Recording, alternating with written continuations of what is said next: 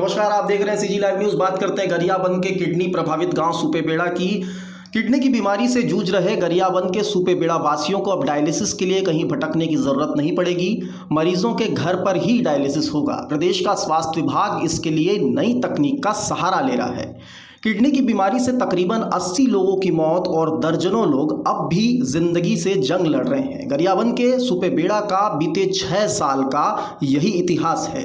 Kidney की बीमारी ने सुपेबेड़ा के लोगों को बुरी तरह से जकड़ लिया है। गांव में नए मरीजों का लगातार सामने आना और किडनी पीड़ितों की मौतों का सिलसिला 6 साल से बदस्तूर जारी है। ग्रामीणों को राहत देने के लिए देवभोग में 3 साल पहले लगाई गई डायलिसिस मशीन तो अब तक चालू नहीं हो पाई, मगर अब सरकार ने मरीजों को पेरिटोनियल डायलिसिस की सुविधा उपलब्ध करवाकर कुछ राहत देने का काम जरूर किया है।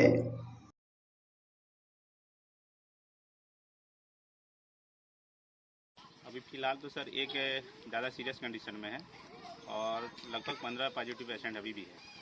और परसों तो सर एक पेशेंट को लेके एम्स में अभी एडमिट किया है। तो भी ज़्यादा करके सर जो सुपेबेड़ा की जो स्थिति पहले थी अब स्थिति नहीं है। सरकार बहुत अच्छे से ध्यान दे रही है।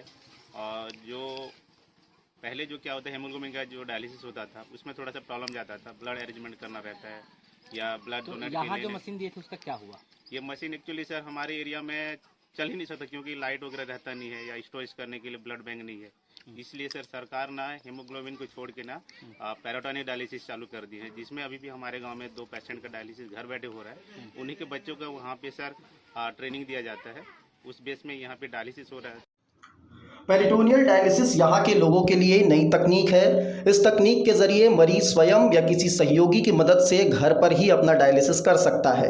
फिलहाल सुपेबेड़ा के 2 मरीज इसका लाभ ले रहे हैं। 52 वर्ष किडनी पीड़ित शिक्षक तुकाराम और 60 वर्षीय ललिता सोनवानी का इसी तकनीक के जरिए डायलिसिस किया जा रहा है। शिक्षक तुकाराम 18 महीने से पेरिटोनियल डायलिसिस ले रहा है और पहले से बेहतर है। इस काम में उनका बेटा राहुल उनकी मदद करता है। इसी प्रकार राहत महसूस कर रही ललिता के पेरिटोनियल डायलिसिस करने का जिम्मा उसकी 5वीं पास बेटी पुष्पा निभा रही है। डायलिसिस मतलब सर पहले मतलब ब्लड डायलिसिस करके ना एकदम डरा दिए थे। थोड़ा सा हीमोडायलिसिस करके होता है तो उसको ना ब्लड डायलिसिस बोल के डरा दिए थे, तो थोड़ा हम लोग को भी वो डायलिसिस के नाम से थोड़ा डर लगता था। फिर एम्स में जब पापा का ट्रीटमेंट वहाँ शुरू हुआ तो वहाँ जो डॉक्टर है डॉक्टर विनय राठौर सर है, वो बोले कि एक डायलिसिस है CAPD करके बोलते हैं, पेट का डायलिसिस है। उसमें ये जो पापा का मैं करवा रहा हूँ वो डायलिसिस थोड़ा इजी है और मतलब सहूलियत है, घर में करने लायक है और उसको करके हम इधर उधर बाकी काम भी कर सकते हैं। तो वो डायलिसिस आप करवा लो तो क्या है, पापा को इधर उधर जाने में भी टीचर है तो इसको डायलिसिस एक बार करके वो स्कूल भी जा सकते हैं और फिर आगे फिर करवा सकते हैं। तो थोड़ा इजी है करके बोले सर, और उसके लिए बोले कि आपको ट्रेनिंग करना पड़ेगा एम्स में, हम सिखाएंगे अच्छे से। तो आपने सीखा है ट्रेनिंग की? हाँ, वही मैं दिन में कितना बार 1.5 महीना में सीखा हूँ सर लोग से। दिन में कितना बार कर लेते हैं? दिन में डायलिसिस में करता हूँ सर। अभी तो ठंडी है करके थोड़ा सा एक बार कम कर रहा हूँ, बाकी 3 से 4 बार डायलिसिस करता हूँ। आप कितना पढ़े लिखे हैं? 5वीं तक पढ़ी हूँ। अच्छा, कितना परेशानी हुआ इसको करने सीखने में? कैसे करते, क्यों कर लेती हो? किडनी की वजह से। और अभी अच्छी है। माँ अच्छी है? हाँ, माँ अच्छी है, चल फिर रही है, अच्छा से खाना वाना खा रही है, हॉस्पिटल जाने से अच्छा हुआ, अभी ठीक है ना। तो 5वीं थी, फिर 5वीं पढ़ी फिर भी सब कर लेती हो? सीख गई? हाँ, सीख गई हूँ, भैया सिखाए मेरे को। हॉस्पिटल जाने से तो मेरा तबीयत खराब हुआ तो नहीं सीखी, ठीक नहीं लगा तो घर में आने से सीखी हूँ। तो सीख के भी खुद कर ले रहे हो? हाँ, सीख के भी कर रही हूँ ना, अभी ठीक है, अच्छा से जानती हूँ ना। सुपेबेड़ा जो जिले के लिए एक विशेष गांव है, यहाँ पे खासतौर पे जो डायलिसिस की व्यवस्था है नई टेक्नोलॉजी के आधार से जो भी बहुत तेज़ी से कर सकते हैं उसकी व्यवस्था की गई है।